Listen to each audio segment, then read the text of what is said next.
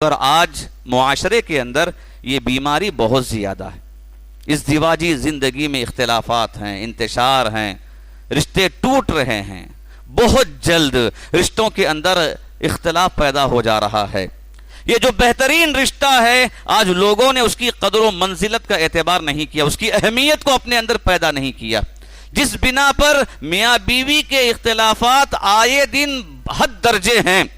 کوٹوں کے اندر بہت سارے ہیں، لوگوں کے درمیان، لوگوں کے پاس بہت سارے اتنے پڑے ہوئے ہیں. سوچنا پڑتا ہے کہ آخر لوگ کیسی زندگی گزار رہے ہیں کہ اتنا احساس بھی انہیں نہیں کہ یہ جو رشتہ یہاں پر اس مبارک رشتہ جو محبت بھرا رشتہ بنا ہے تو اس رشتے کو ہم ایسے ہی جانے دیں اور توڑنے کی نوبت تک پہنچا دیں. ان الحمد للہ نحمده ونستعینه ونستغفره ونؤمن به ونتوکل علیه ونعوذ بالله من شرور انفسنا ومن سیئات اعمالنا من يهده الله فلا مضل له ومن يضلله فلا هادي له أشهد أن لا إله إلا الله وحده لا شريك له وأشهد أن محمدا عبده ورسوله. يا أيها الذين آمنوا اتقوا الله حق تقاته ولا تموتن إلا وأنتم مسلمون. يا أيها الناس اتقوا ربكم الذي خلقكم من نفس واحدة وخلق منها زوجها وبث منهما رجالا كثيرا ونساء واتقوا الله الذي تساءلون به والأرحام إن الله كان عليكم رقيبا. يا أيها الذين آمنوا اتقوا الله وقولوا قولا سديدا يصلح لكم أعمالكم ويغفر لكم ذنوبكم ومن يطع الله ورسوله فقد فاز فوزا عظيما. فإن أصدق الحديث كتاب الله وخير الهدي هدي محمد صلى الله عليه وسلم وشر الأمور محدثاتها وكل محدثة بدعة وكل بدعة ضلالة وكل ضلالة في النار. قال الله تعالى ومن آياته أن خلق لكم من أنفسكم أزواجا لتسكنوا إليها وجعل بينكم مودة ورحمة إن في ذلك لآيات لقوم يتفكرون. قابل احترام حاضرین، پردہ نشین خواتین، ہر قسم کی تعریف، توصیف، بڑائی، کبریائی اس اللہ وحدہ لا شریک لائق ہے جس نے دنیا میں انسانوں کے درمیان رشتے بنایا ہے، اور یہ سارے رشتے ایک دوسرے کی مدد کے لیے، ایک دوسرے کے کام آنے کے لیے، اور ان رشتوں کے ذریعے اللہ کی بندگی کرنا، اللہ کے حکم کو بجا لانا ثابت ہے. لاکھوں درد و سلام اللہ کے سارے انبیاء پر، خصوصاً آخری نبی محمد مصطفیٰ صلی اللہ علیہ وسلم پر، جنہوں نے اپنی دعوت میں رشتہ داریوں کو جوڑنے، رشتے ناتوں کو جوڑنے کی دعوت بھی دی ہے. اور آپ نے ہمیشہ اس بات پر ترغیب دلائی ہے کہ اپنے رشتوں کو مضبوط کیا جائے. رشتہ جس طرح کا بھی ہو اس رشتے کو باقی رکھیں اور مضبوط رکھیں.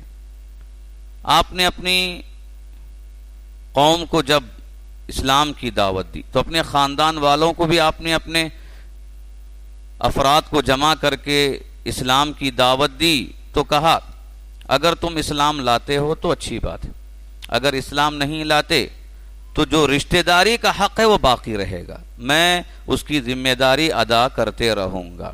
محترم حضرات، انسانوں کے درمیان بہت سارے رشتے ہیں اور ہر رشتے کا ایک مقام ہے، ہر رشتے کی ایک فضیلت ہے، اس کا ایک رتبہ اور درجہ ہے. لیکن ان رشتوں میں ایک بہترین رشتہ، ایک مضبوط رشتہ، محبت سے معمور رشتہ اگر کوئی ہے تو وہ میاں بیوی کا رشتہ ہے، جسے زوجین کا رشتہ کہتے ہیں.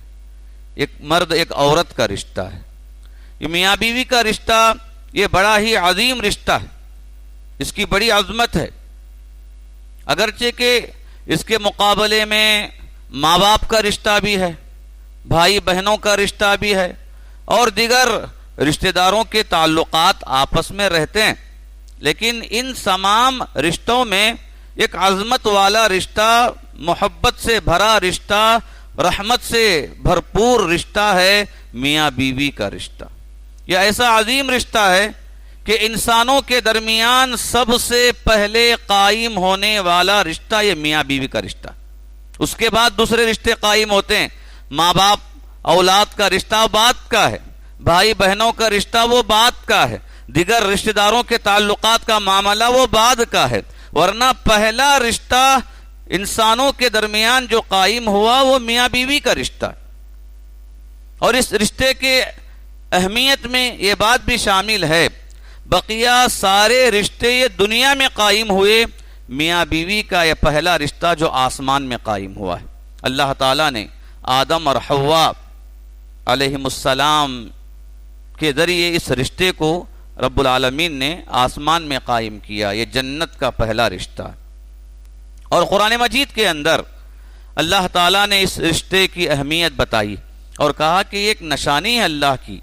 اللہ نے کائنات میں جتنی نشانیاں رکھا ہے ان میں سے ایک نشانی اللہ تعالیٰ نے یہ قائم کی ہے کہ اللہ نے ہر مرد کے لیے ایک جوڑے کو رکھا ہے، ہر عورت کے لیے ایک جوڑے کو رکھا ہے، اور یہ جوڑا سکون حاصل کرنے کے لیے ہے، محبت کے لیے ہے، آپس میں رحم و کرم کرنے کے لیے ہے، اور رب العالمین نے غیبی طور پر اس محبت کو، اس رحم و کرم کے معاملے کو رکھ دیا ہے، بھر دیا ہے رب العالمین نے۔ اللہ تعالیٰ نے فرمایا وَمِنْ آيَاتِهِ ان خلق لکم من انفسکم ازواجا، اللہ کی نشانیوں میں سے ایک نشانی یہ ہے کہ اللہ تعالیٰ نے تمہیں میں سے ایک جوڑے کو پیدا کر دیا، اللہ نے رکھ دیا ہے، لتسکنوا الیہا، تاکہ تم اس کے ذریعے سکون حاصل کرو، وجعل بینکم مودۃ ورحمہ، اور اللہ تعالیٰ نے تمہارے درمیان مودت کو، محبت کو اور رحم و کرم کو رکھ دیا ہے۔ ان فی ذلک لآیات لقوم یتفکرون،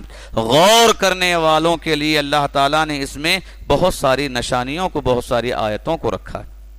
محترم حضرات، یقیناً یہ میاں بیوی کا جو رشتہ ہے یہ عفت و پاک دامنی، محبت، سکون، نیکی، ایک دوسرے سے کام آنا، ایک دوسرے کے کام آنا، ایک دوسرے کی مدد کرنا، ایک دوسرے کی خیر خواہی کرنا، ان سارے بہترین کاموں سے جڑا ہوا رشتہ۔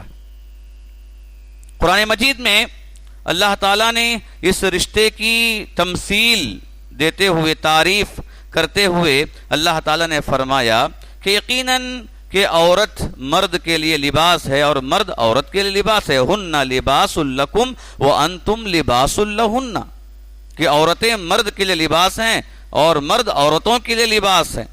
کیا مطلب ہے لباس کا؟ علماء نے کہا کہ انسان جو کپڑے پہنتا ہے، لباس زیبتن کرتا ہے، تو اس کے کئی فائدے ہیں، کہ انسان کے لباس کے فائدوں میں ایک فائدہ ہے عزت، لباس سے بندہ عزت حاصل کرتا ہے، اچھا لباس پہنے تو لوگ قریب کرتے ہیں، اگر انسان گندا لباس پہنتا ہے تو لوگ قریب نہیں کرتے، اگر شائستہ لباس، با ادب لباس پہنتا ہے تو لوگ پسند کرتے ہیں، اگر بے ڈھنگا لباس پہنتا ہے یا آوارہ پن جس سے ظاہر ہو یا بدن جس سے ظاہر ہو، ایسا بے حیائی کا لباس بندہ پہنتا ہے، لوگ اسے قریب نہیں کرتے، اس سے اس کی عزت نہیں ملتی۔ لباس انسان کے لیے عزت کا کام کرتا ہے، اور اسی طرح لباس یہ انسان کی تہذیب کو بتاتا ہے کہ انسان کس کے نقش قدم پر چل رہا ہے، کہ انسان کون سے طور طریقے پر عمل کر رہا ہے۔ اللہ کے نبی کو نمونہ بنایا ہے کہ کسی انگریز کو نمونہ بنایا ہے یا کسی کھلاڑی کو اس نے نمونہ بنایا ہے؟ یہ تہذیب انسان کے لباس سے معلوم ہوتی ہے، اور اسی طرح یہ لباس حفاظت کا ذریعہ ہے۔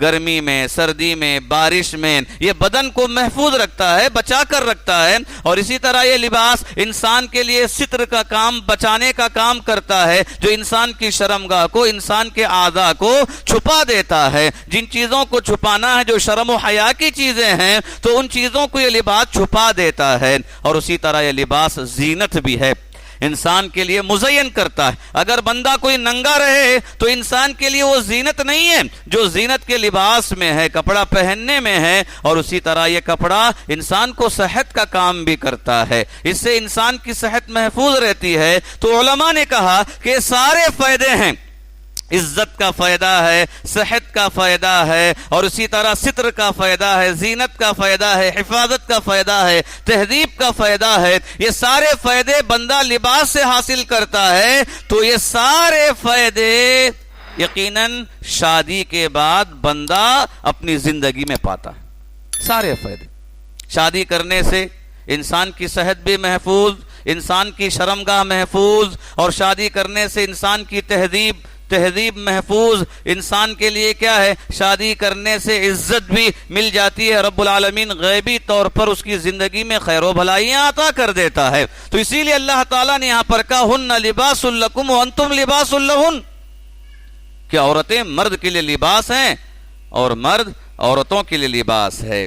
محترم حضرات، یقیناً یہ رشتہ ایک مضبوط رشتہ، دوسرے رشتوں کے مقابلے میں ایک رشتہ ایک مضبوط رشتہ ہے۔ اللہ رب العالمین نے فرمایا وَأَخَذْنَ مِنْكُمْ مِيثَاقًا غَلِيظًا، کہ تم سے ایک مضبوط عہد لیا گیا ہے۔ یہ رشتہ ایک عہد والا رشتہ ہے۔ جیسے ہی نکاح کی مجلس میں لوگ شریک رہتے ہیں، باقاعدہ اقرار لیا جاتا ہے، کیا تم نے قبول کیا؟ اقرار لیا جاتا ہے، وعدہ لیا جاتا ہے، تاکہ مضبوط رشتہ تا دم حیات آپس میں ایک جہتی کے ساتھ، محبت کے ساتھ مل جل کر رہیں۔ یہ واحد رشتہ ہے جس میں باقاعدہ اقرار وہاں پر لیا جاتا ہے، کیا تم نے اس رشتے کو قبول کیا؟ لڑکا لڑکی سے اس بات کا عہد لینا اس بات کی دلیل ہے کہ رشتوں میں یقیناً ایک بہت ہی مضبوط رشتہ ہے۔ محترم حضرات، اس رشتے کے اندر کبھی کبھی کچھ ناچاقیاں آ جاتی ہیں۔ جتنا یہ رشتہ مضبوط ہے اسی قدر یہ رشتہ نازک بھی ہے، بہت نازک بھی ہے۔ اتنا نازک ہے کہ اگر ماں باپ کا رشتہ ہے، کبھی کچھ مسئلے آ گئے، کچھ باتیں آ گئیں، وقتی طور پر ناراضگی رہ جاتی ہے، بعد میں پھر مل جاتے ہیں۔ بھائی بہنوں کا رشتہ ہے، وقتی طور پر کوئی مسئلہ آتا ہے، دوریاں ہو جاتی ہیں، بعد میں اصلاح ہو جائے تو پھر وہ رشتہ مضبوط رہتا ہے۔ یا سمجھیے کہ اگر کچھ مسئلے آ بھی جائیں، لوگ آپس میں اگر ایک دوسرے سے متنفر بھی ہو جائیں، ہو سکتا ہے کہ وقتی طور پر ناراضگی ہو، غصہ ہو، لیکن رشتہ نہیں ٹوٹتا، وہ رشتہ باقی رہتا ہے۔ جب میاں بیوی کے رشتے کی بات آتی ہے، جتنا یہ مضبوط ہے اتنا ہی نازک بھی ہے۔ اتنا نازک ہے اگر ذرے کچھ مسائل دونوں کے درمیان آ جائیں تو یہ رشتہ ٹوٹنے کے قریب ہو جاتا ہے اور بہت جلد ٹوٹ بھی جاتا ہے۔ ایسا ٹوٹتا ہے کہ دوبارہ جڑنا ناممکن اور مشکل ہو جاتا ہے۔ اسی لیے شریعت نے ہمیں اس بات کی تعلیم دی ہے، کہا کہ ایسے رشتے کو محفوظ رکھا جائے، مضبوط رکھا جائے، اور ان چیزوں سے بچا جائے جن چیزوں سے اس رشتوں کے اندر دراڑیں آتی ہیں، یہ رشتے ٹوٹ جاتے ہیں، یا زوجین کے تعلقات کیا ہے، اس کے اندر دوریاں قائم ہوتی۔ میاں بیوی کے رشتے میں بہت بڑی چیز یہ ہے کہ یہ جو رشتہ قائم ہوتا ہے، دو متضاد لوگوں کا آپس میں ملنا ہوتا ہے، اور دو ایسے متضاد جو بالکل آپس میں مختلف ہیں، مرد الگ ہے، عورت الگ ہے، دو متضاد ہیں، اور اس کے علاوہ مزاج کا بڑا اختلاف ہے۔ اور اس بات کو تسلیم کرنے کی ضرورت ہے کہ یقیناً شادی شدہ لوگ یا جو غیر شادی شدہ ہیں، جو بعد میں شادی کرنے والے ہیں، اس بات کو محسوس کرنا ضروری ہے کہ یقیناً یہ دو متضاد اور دونوں کے مزاجوں کا بڑا اختلاف ہوتا ہے. اس مزاجی اختلاف کے باوجود اگر محبت کے ساتھ رہیں گے تبھی جا کر یہ رشتہ مضبوط ہوتا ہے. اگر ان مزاجوں کا اختلاف اگر لوگ برداشت نہیں کریں گے تو کبھی یہ رشتہ مضبوط نہیں ہو سکتا. کیونکہ بعض لوگ یہ سمجھتے ہیں، شوہر سمجھتا ہے کہ بیوی میرے مزاج کی ہو، ناممکن ہے یہ. بیوی یہ سمجھے کہ شوہر میرے مزاج کا ہے، ناممکن ہے یہ، کبھی یہ ہو نہیں سکتا. مزاجوں کا اختلاف ثابت ہے اور مزاجوں میں موافقت ہونا ناممکن ہے. اگر سمجھیے کہ گھر میں 4 بھائی ہیں تو چاروں بھائی ایک مزاج کے نہیں ہوتے، ہر ایک کا مزاج الگ الگ رہتا ہے. کوئی گرم مزاج کا، کوئی سرد مزاج کا، کوئی معتدل مزاج کا. کسی کے اندر کھانے کی خواہش زیادہ، کسی کے اندر گھومنے پھرنے کی خواہش زیادہ، کسی کے اندر اور کوئی تمنائیں ہوتی ہیں، کوئی تعلقات ان کے ہوتے ہیں. مزاج کا اختلاف یہ ثابت ہے. مزاجیں کبھی سب کے یہاں برابر نہیں ہوتی. جب سگے بھائی آپس میں متفق نہیں ہو سکتے، جو بالکل باہر سے آئے ہوئے لوگ ہیں آپس میں جب جڑ رہے ہیں تو ان کا مزاج یکساں کیسے ہو سکتا؟ اگر کوئی یہ سمجھے کہ میرے مزاج کے مطابق ہو، زبردستی ہے یہ ظلم ہے یہ. اور اس طرح کی زبردستی سے رشتے کبھی قائم نہیں ہوتے. یا کوئی عورت یہ سمجھے کہ میرے مزاج کے موافق ہو، ناممکن ہے یہ چیزیں. مزاج کا اختلاف ثابت ہے اور اسی اختلاف کے ساتھ اگر اس رشتے کو قائم کیا جائے تو رشتہ مضبوط رہتا ہے، ورنہ رشتے کے اندر دراڑیں آ جاتی ہیں، اختلاف پیدا ہو جاتا ہے. دیکھیے، اگر ہم احادیث کو دیکھتے ہیں تو ہمیں اس مزاجی اختلاف کا ثبوت ہمیں ملتا ہے. اللہ کے نبی علیہ السلام نے فرمایا کہ اللہ تعالیٰ نے آدم علیہ السلام کو پیدا کیا مٹی کے ایک حصے سے، اور جو مٹی کا حصہ لیا گیا ہے وہ مختلف جگہوں سے لیا گیا ہے. مختلف جگہوں سے لے کر اللہ تعالیٰ نے مٹی سے آدم علیہ السلام کو بنایا، اور الگ الگ جگہوں سے مٹی لینے کی وجہ سے ہی کوئی کالا، کوئی لال، کوئی گورا، کوئی بھورا، مختلف رنگ کے لوگ دنیا میں آتے ہیں، مختلف رنگ کے لوگ دنیا میں پیدا ہوتے ہیں.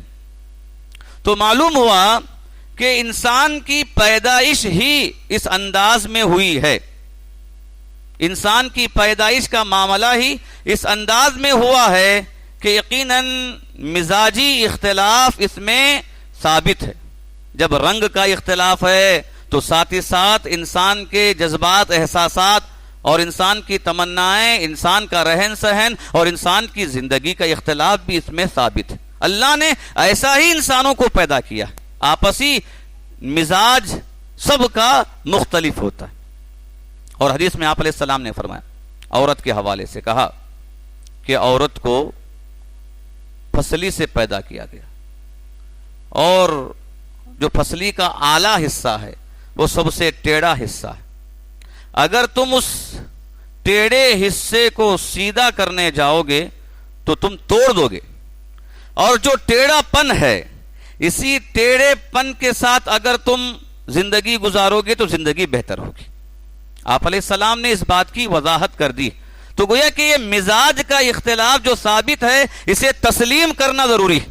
اسے تسلیم کیے بغیر کوئی اپنی ہر چیز دوسرے پر لاگو کرنا چاہے، لازم کرنا چاہے تو اس سے کیا ہوگا؟ اختلاف پیدا ہوگا. اور آج معاشرے کے اندر یہ بیماری بہت زیادہ ہے.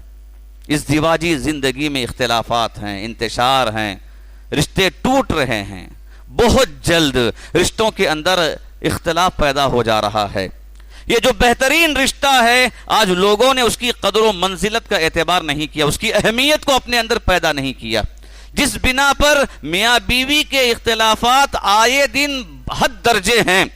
کوٹوں کے اندر بہت سارے ہیں، لوگوں کے درمیان، لوگوں کے پاس بہت سارے اتنے پڑے ہوئے ہیں. سوچنا پڑتا ہے کہ آخر لوگ کیسی زندگی گزار رہے ہیں کہ اتنا احساس بھی انہیں نہیں کہ یہ جو رشتہ یہاں پر اس مبارک رشتہ جو محبت بھرا رشتہ بنا ہے تو اس رشتے کو ہم ایسے ہی جانے دیں اور توڑنے کی نوبت تک پہنچا دیں.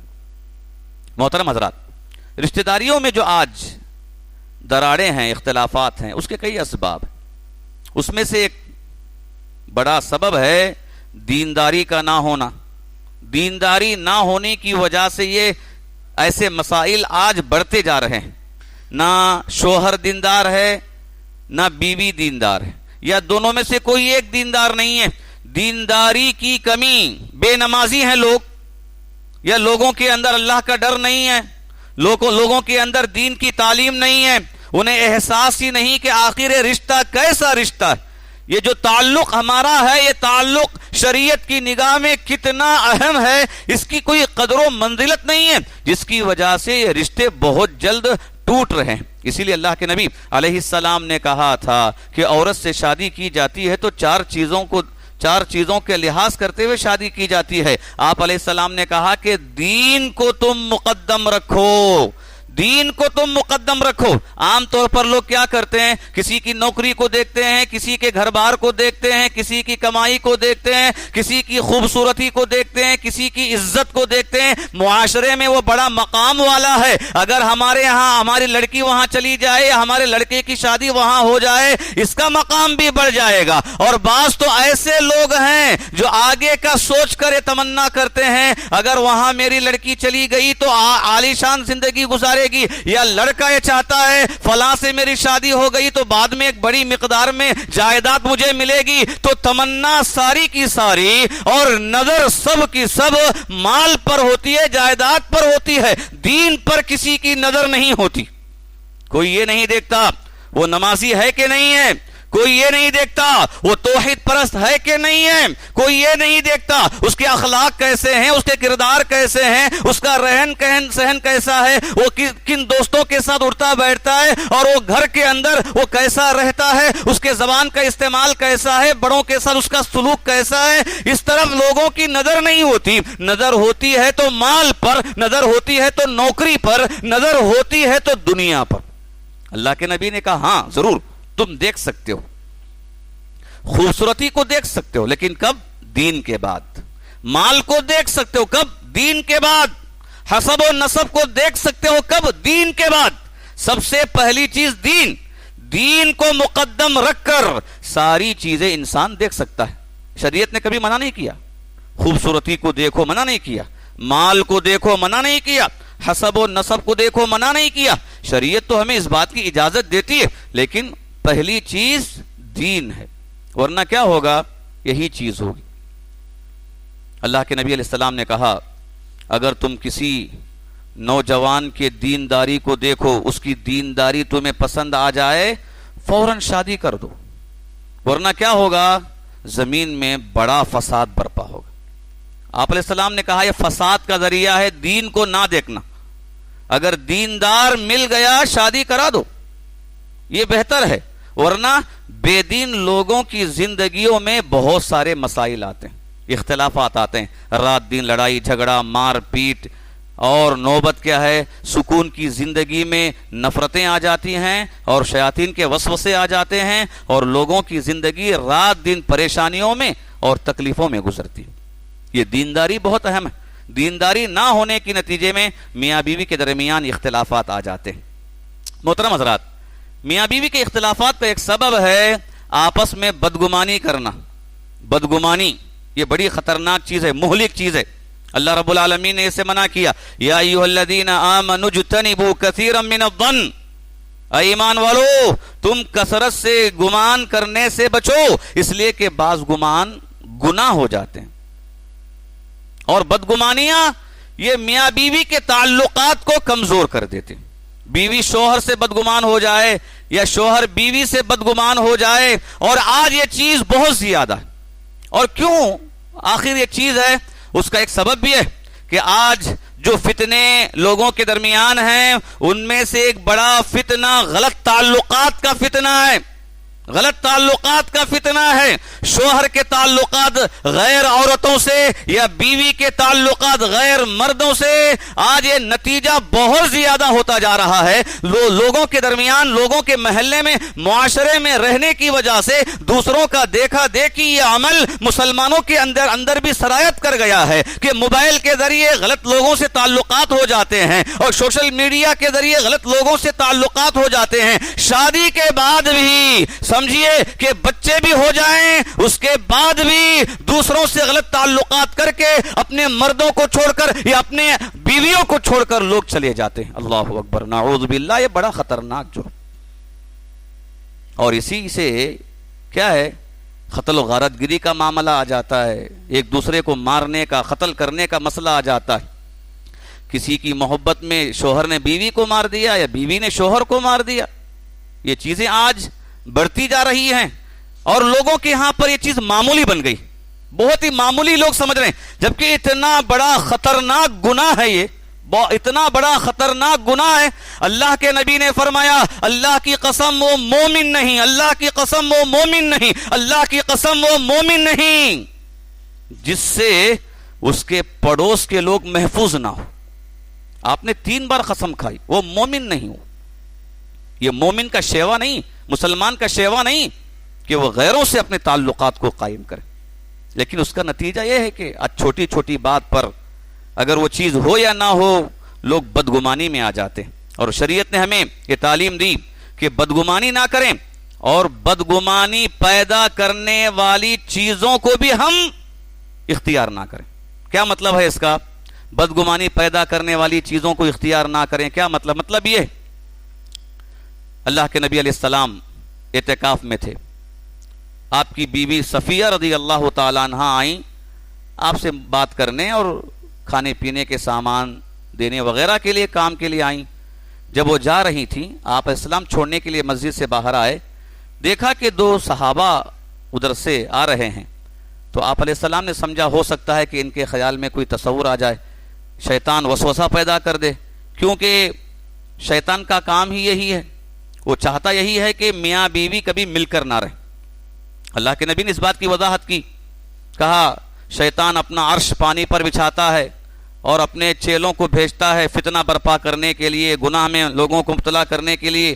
لوگ شام میں لوٹ کر آتے ہیں، ہر ایک اپنا اپنا کام، اپنی اپنی کارکردگی سناتا ہے. میں نے یہ کام کیا، میں نے فلاں کو نمازی بے نمازی بنا دیا، میں نے فلاں کو گناہ میں مبتلا کر دیا، میں نے فلاں کو تیرا نافرمان بنا دیا، ناشکرا بنا دیا. تو شیطان کہتا ہے کہ تم نے کچھ نہیں کیا. یہ کہا کر کہتا ہے کہ میں نے 2 لوگوں کے درمیان پھوٹ ڈال دی، میاں بیوی کے درمیان پھوٹ ڈال دی، اتنا پھوٹ ڈالا کہ اب دونوں الگ ہو گئے ہیں. تب جا کر شیطان کہتا ہے کہ ہاں حقیقی معنی میں تم ہی بہتر کام کرنے والا. گویا کہ میرا اگر کوئی صحیح معنوں میں شاگرد ہے تو تم ہی، نام انت، کہ تم ہی ہو جو صحیح کام کر کے آئے ہو. تو یہ شیطان کا کام ہی ہے جو لوگوں کے درمیان اختلاف کو پیدا کر دیتا ہے. تو اللہ کے نبی نے اس بات کو محسوس کیا، آنے والے صحابہ کو بلایا آپ نے اور بلا کر کہا کہ صحابہ یہ جو ہے نا یہ میری بیوی ہے، صفیہ ہے، نبی ہیں، نبی پر کون اس طرح کی بدگمانی کر سکتا ہے؟ صحیح بات ہے، صحابہ تو نہیں کرتے لیکن شیطان یہ وسوسہ ڈال سکتا ہے، جیسا کہ عائشہ رضی اللہ تعالیٰ عنہ کے بارے میں وسوسہ ڈالا تھا اور لوگ منافقین کے ساتھ میں آ گئے تھے. تو آپ نے بلا کر کہا کہ یہ میری بیوی صفیہ ہے. صحابہ کہنے لگے اللہ کے نبی یہ کیا بات ہوئی کہ آپ اس بات کی وضاحت کر رہے ہیں، ہم آپ کے تعلق سے کیسے گمان کر سکتے ہیں؟ اللہ کے نبی نے کہا کہ ایسی بات نہیں ہے، شیطان تمہارے رگوں میں خون کی طرح دوڑتا ہے اور وسوسے ڈالتا ہے، اس لیے اس بات کی وضاحت کر رہا ہوں. تو آپ نے طریقہ بتایا کہ گمان آنے کی چیزوں کا موقع بھی ہم نہ دیں، ایسی چیزوں کو اختیار بھی نہ کریں جس سے میاں بیوی کے درمیان گمان آ سکتا ہے. چاہیے کہ معاملہ واضح ہو، معاملہ واضح ہو، ہر چیز کو وضاحت کے ساتھ رکھ دیں، اپنا مسئلہ وضاحت کے ساتھ رکھ دیں تاکہ گمان کی کوئی چیز باقی ہی نہ رہے. محترم حضرات، اختلافات کے اسباب میں ایک بڑا سبب ہے بات بات پر ٹوکنا، بات بات پر روکنا، چاہے وہ مرد ہو کہ عورت. بیوی اگر مرد کو ٹوکتی ہے یا مرد بیوی کو ٹوکتا ہے، بات بات پر ٹوکنا یہ صحیح طریقہ نہیں، زندگی گزارنے کا صحیح طریقہ نہیں ہے، اور یہ عقل مند انسان کا طریقہ نہیں، بات بات پر ٹوکنا۔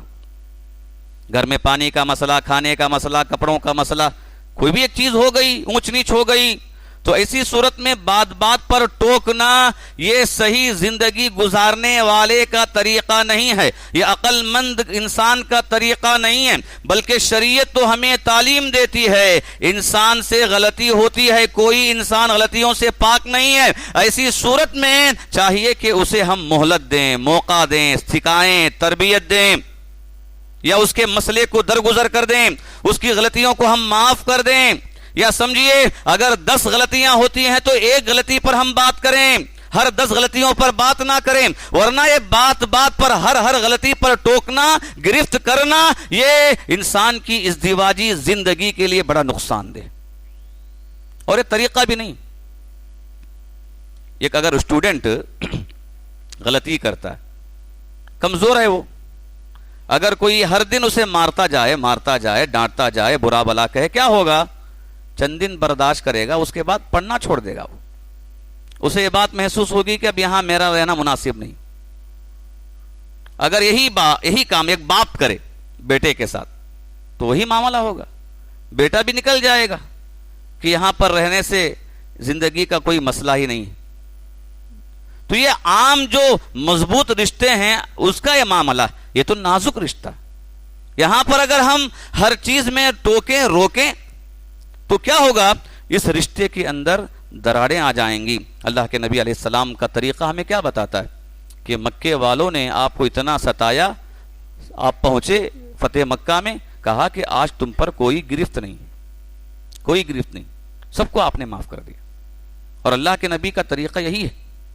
کبھی کبھی امہات المومنین سے بھی کچھ آپ کو تکلیف ہوتی تھی، بیویاں ہیں اور بیوی ہونے کے اعتبار سے گھر کے اندر یہ مسئلے آئیں گے ہی، چاہے وہ نبی کا گھر ہو، صحابہ کا گھر ہو، یا عام انسان کا گھر ہو، ایسے مسئلے آئیں گے ہی۔ صحیح مسلم کا ایک واقعہ دیکھیے کہ اللہ کے نبی علیہ السلام بیویوں سے کچھ ناراض ہو گئے، ناراض ہو کر بات کرنے سے رہ گئے، بات نہیں کیے۔ اللہ تعالیٰ نے آیتیں نازل کی، کہا کہ اگر یہ توبہ کر لیتی تو ان کے لیے بہتر ہوتا۔ عبداللہ ابن عباس رضی اللہ تعالیٰ عنہما کہتی ہیں مجھے ایک حرص تھی آخر میں معلوم کروں کہ وہ کون سی بیویاں ہیں جن کے بارے میں اللہ نے آیت کو نازل کیا۔ عمر کے پاس میں آیا، حضرت عمر نہیں بتا رضی اللہ عنہ، حضرت عمر حج میں گئے، میں بھی حج میں گیا، وہاں پر جا کر میں نے پوچھا کہ عمر وہ کون سی 2 بیویاں ہیں جن کا ذکر اللہ نے قرآن میں کیا ہے؟ تو کہا کہ تمہیں اس مسئلے میں پتہ نہیں کیا تعجب ہو رہا ہے، وہ حفصہ اور عائشہ ہیں، نام بیان کیا۔ اس کے بعد عمر رضی اللہ تعالیٰ عنہ کہتے ہیں کہ ہم مکے والے ہیں، ہمارا مسئلہ ایسا تھا کہ ہم عورتوں پر غالب آتے تھے، لیکن جب ہم مدینہ میں آئے تب ہم نے دیکھا کہ مدینے کا ماحول ہی الگ ہے، وہاں پر عورتیں مردوں پر غالب آتی، اور ہماری یہ مکہ کی عورتیں بھی ان کے ساتھ رہ کر ان کی ازدواجی زندگی کے آداب کو سیکھتے ہیں، جس کی وجہ سے ان کے اندر بھی تبدیلی آ گئی۔ میں نے ایک مرتبہ اپنی بیوی سے کچھ کہا تو میری بیوی نے مجھے جواب دیا، اور میں نے پوچھا کیا تم مجھے جواب دیتی ہو؟ تو کہا کیا جب تم کہہ سکتے ہو تو میں نہیں کہہ سکتی؟ حضرت عمر واقعہ بیان کر۔ حفصہ رضی اللہ تعالی عنہا کو بھی حضرت عمر نے نصیحت کیا کہ حفصہ ایسا نہیں کرنا، نبی کے ساتھ ایسا کوئی رویہ اختیار مت کرو، کہیں ایسا نہ ہو کہ اللہ کے نبی چھوڑ دیں تمہیں۔ یہ نبی کا گھر ہو کہ نبی کے علاوہ کا گھر ہو، یہ مسائل ہوتے ہیں۔ جب 2 لوگ گھر میں ہیں تو دن بھر ساتھ میں رہنے والے، رات بھر ساتھ میں رہنے والے، کوئی نہ کوئی مسئلہ ہو جاتا ہے، کوئی زبان سے ہو جاتا ہے، کوئی کام کاج میں ہو جاتا ہے، کوئی کھانے پکانے کے مسئلے میں ہو جاتا ہے، لیکن اسے ذریعہ بنا کر، اسے سبب بنا کر اسے لڑائی کی نوبت لے آنا، اختلاف کی نوبت لے آنا اور ہر بات پہ ٹوکنا، یہ کسی صورت میں عقل مندی نہیں ہے۔ شریعت ہمیں اس مسئلے میں روکتی ہے۔ اللہ کے نبی علیہ السلام نے کہا ان کرہ منہا خلقا رضی منہا آخر، کہا اگر کوئی چیز بیوی میں اگر تمہیں پسند نہیں آتی ہے تو دوسری چیزوں کو دیکھو جو دوسری چیزیں تمہیں پسند آتی۔ اگر ناپسندیدہ چیز کو ہی دیکھتے رہو گے تو زندگی سکون سے نہیں گزرے گی. دوسری جو پسندیدہ چیزیں ہیں انہیں تم دیکھو تو کیا ہوگا؟ زندگی خوشحالی کے ساتھ گزرے گی. اگر ایک ہی طرف نظر ہو جو غلطیاں ہیں، اگر غلطیوں کی طرف نظر رکھیں گے، اچھائیوں کی طرف نظر نہیں رکھیں گے، تو کبھی زندگی میں خوشحالی سکون انسان نہیں پا سکتا. اس لیے کہ ہر ایک کے اندر غلطیاں ہیں. کل بنی آدم خطاؤن، ہر آدم کی اولاد چاہے مرد ہو کہ عورت ہو خطا کار ہے، غلطی کرنے والا ہے، گنہگار ہے. ایک صحابی آئے اللہ کے نبی سے سوال کرنے لگے، اللہ کے نبی میرا ایک غلام ہے، اگر وہ غلطی کرتا ہے تو میں اسے کتنا معاف کروں؟ غلطی کرتا ہے تو کتنا معاف کروں؟ دن میں اگر ایک غلطی کرتا ہے یا 10 غلطیاں کرتا ہے کتنا معاف کروں؟ اللہ کے نبی خاموش ہو گئے. پھر سوال کیا، اللہ کے نبی بتائیے اگر میرا غلام دن میں کچھ غلطی کرتا ہے تو کتنی غلطیوں تک میں درگزر کر سکتا ہوں؟ تو اللہ کے نبی نے کیا کہا دن میں اگر وہ 70 مرتبہ بھی غلطی کرے تب بھی تم معاف کرو. ایک عام غلام کی بات اللہ کے نبی بتا رہے ہیں. گویا کہ آدمی اسے خرید لیتا ہے یا جنگ میں اسے حاصل کر لیتا ہے، غلام کو اپنے پاس ایک نوکر کے طور پر بندہ رکھتا ہے، تو ایسے غلام کے بارے میں اللہ کے نبی کہہ رہے ہیں کہ 70 مرتبہ بھی غلطی کرے معاف کر دو. اب سوچو کہ بیوی کا کیا معاملہ، شوہر کا کیا معاملہ، جو ایک رشتہ مضبوط ہوتا ہے، شرعی رشتہ ہے، ایک مضبوط رشتہ ہے جہاں سے انسان کا خاندان بنتا ہے، گھر آباد ہوتا ہے، نسل بنتی ہے، انسان کی یہاں ہر اعتبار سے زندگی کا مسئلہ جڑا ہے، تو اسے کتنی مرتبہ معاف کرنا ہے؟ ایک عام انسان کے بارے میں اللہ کے نبی نے بات بتائی. چلیے الغرض یہ بار بار ٹوکنا بھی یہ بڑا ہی خطرناک چیز ہے. دوسری چیز جو اختلافات کی نوبت بنتی ہے، خواتین سے جڑا ہوا مسئلہ ہے، وہ بیجا مطالبات کرنا. انسان کی کمائی سے بڑھ کر مطالبے ہو، انسان کی طاقت سے بڑھ کر مطالبے ہو، خواہشات زیادہ ہوں، پہننے میں، اوڑھنے میں، سامان کے خریدنے وغیرہ میں، رہن سہن کے معاملے میں، یہ بے جا مطالبات بھی یہ انسان کی زندگی کے لیے، ازدواجی زندگی کے لیے نقصان دہ ہے. اللہ کے نبی کے ساتھ یہی مسئلہ پیش آیا. اللہ تعالیٰ نے آیتیں نازل کی اور فرمایا کہ اے اللہ کے نبی دیکھو اب تمہاری عورتیں اللہ اور اس کے رسول کی اطاعت کرتی ہیں، انہیں اللہ اور اس کے رسول چاہیے کہ دنیا چاہیے. اب ان کے سامنے مسئلہ رکھ دو، اگر دنیا چاہیے تو چھوڑ دو انہیں، اگر اللہ اور اس کے رسول چاہیے تو ان کی آپ کی زوجیت میں یہ خواتین رہیں گی. اللہ تعالیٰ نے آیتیں نازل کر دی. بیجا مطالبات یہ زندگی کو نقصان پہنچانے والی ہیں. اور اسی طرح محترم حضرات ایک بڑا مسئلہ آتا ہے ازدواجی زندگی کا. ہر گھر کے اندر کہیں نہ کہیں یہ چیز پائی جاتی ہے، وہ ہے بیجا مداخلات، بیجا مداخلت، بیجا دخل اندازی کرنا. میاں بیوی کی زندگی گزر رہی ہے لیکن کوئی تیسرا آدمی آ کر ان کی زندگی میں دخل دیتا ہے، ان کی زندگی میں دخل اندازی کرتا ہے، ان کی زندگی صحیح طور پر گزرنے نہیں دیتا. اور یہ بیجا مداخلت ہر طرف سے ہوتی ہے.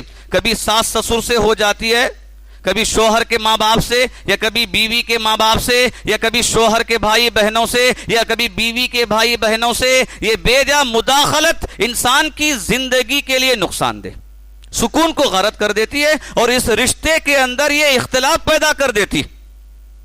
کئی گھر ایسے آپ کو ملیں گے جہاں پر کیا ہے، اگر ایک شوہر اپنی بیوی کو کچھ چیز خرید کر لا کر دینا چاہے تو مشکل ہے. اس کی محبت میں آ کر کوئی چیز اسے کھلانا چاہے تو مشکل ہے. ایسے بھی گھر ملیں گے جہاں پر کیا ہے، ساس سسر کا معاملہ ایک حاکم کے انداز میں آ جاتا ہے کہ وہ کوئی چیز لانے نہیں دیں گے، وہ محبت کے ساتھ رہنے نہیں دیں گے. یہ مداخلت ہے. یہ کبھی بھائی بہنوں کا زور ہو جاتا ہے. یہ دونوں طرفہ مسئلہ رہتا ہے، کبھی بیوی والوں کی طرف سے، کبھی شوہر والوں کی طرف سے. یہ بیجا مداخلت نوبت اختلاف کی لا جاتی ہے، دونوں کے درمیان یہ دراڑیں پیدا کر دیتی ہے. کبھی ایسا نہیں ہونا چاہیے. جیسے میری زندگی جیسے دوسروں کی زندگی، اگر اس بات کو ہم محسوس کر لیں تو سب کی زندگی اچھی گزرے گی. جیسے میں چاہتا ہوں کہ عالیشان زندگی گزاروں، دوسروں کے بارے میں سوچیں. ایسا نہ ہو کہ میں اچھا رہوں دوسرا اچھا نہ رہے، تو کیا ہوگا، زندگی کے اندر اختلاف پیدا ہوگا. محترم حضرات کہ ازدواجی زندگی کے مسئلے میں آخری بات بتا کر اپنی بات کو ختم کر دیتے ہیں، وقت زیادہ ہو گیا ہے. ایک بڑا مسئلہ ہے، جب بھی ایسا کوئی اختلاف میاں بیوی کے درمیان آئے، قرآن مجید نے ہمیں طریقہ بتایا، اور وہ طریقہ بہت ہی اہم ہے، اصل ہے۔ طریقہ کیا ہے کہ میاں بیوی کا اختلاف سب سے بہتر طریقہ اور حل یہ ہے کہ خود آپس میں بیٹھ کر حل کریں، آپس میں بیٹھ کر حل، تیسرے کے پاس نہ جائیں۔ اگرچہ کہ شریعت نے تیسرے کے پاس جانے کا طریقہ بتایا، وہ بات کا طریقہ ہے، پہلا حل یہی ہے کہ خود آپس میں اس مسئلے کو حل کر لیں۔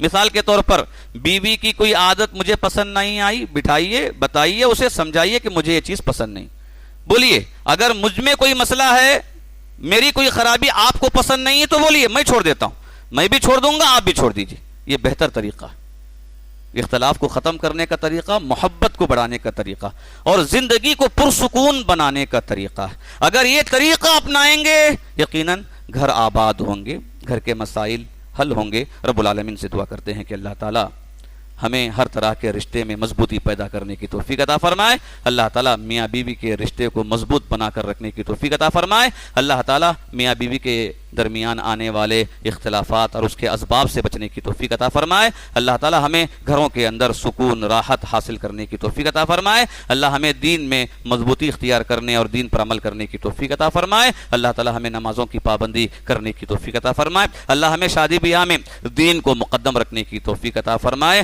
اللہ دیندار جوڑے، دیندار رشتے اللہ سب کو نصیب فرمائے۔ رب العالمین جو بھی پریشان حال ہیں سب کی پریشانیوں کو دور فرمائے، جو بھی قرض میں ہیں اللہ ان کے قرض کی ادائیگی کا ذریعہ عطا فرمائے۔ اللہ تعالیٰ ہمارے کاروبار میں برکتیں عطا فرمائے، اللہ ہمارے گھر بار میں برکتیں عطا فرمائے، اللہ تعالیٰ ہمارے آل اولاد میں، اللہ زندگی میں خیر و برکت عطا فرمائے، آمین۔ بارک اللہ لنا ولکم فی القرآن المجید ورفعنا وإیاکم بالآیات وذکر الحمید، انہ تعالی جواد کریم ملک بر رؤوف رحیم ورب حلیم۔